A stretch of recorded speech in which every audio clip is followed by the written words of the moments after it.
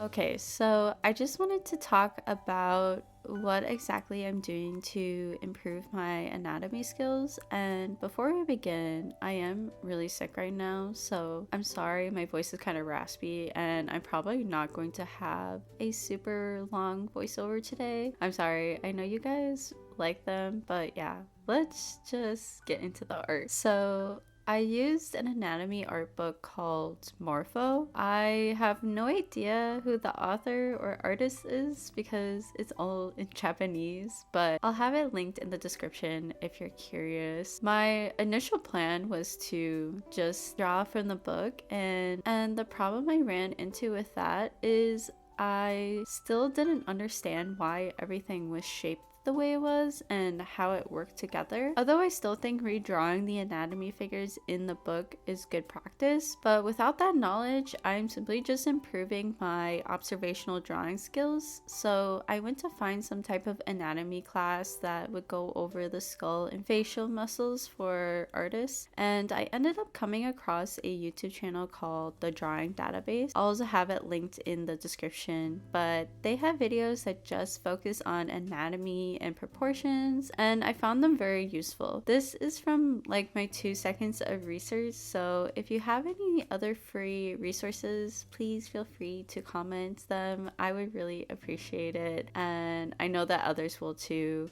So I ended up watching the video from the Drawing Database to actually learn the anatomy of the skull and facial muscles, and then afterwards I drew a few pages from the book. I actually learned so much from this process. At this point of my art journey, I feel like I have a pretty good understanding of how to draw a face, but it's very interesting to learn why things are shaped a certain way or why there are shadows in certain places of the face. It's crazy, but doing these anatomy studies might actually be useful, guys. So yeah, I plan to continue doing these studies and for each part of the body, and hopefully I can get through the book this year. But during this whole week, I was only able to complete like 4 pages out of 317, so off to a good start. But yeah, I'm probably not going to put too much pressure on myself to complete that goal. I did end up moving onto ear studies. I want to do nose and mouth eventually too, but the reason why I chose ears first was because, well, first of all, I really suck at drawing them, and I also found a side angle reference that I really wanted to paint, and I thought it'd be good practice to put my anatomy studies to the test. I always struggled with drawing faces in a side angle.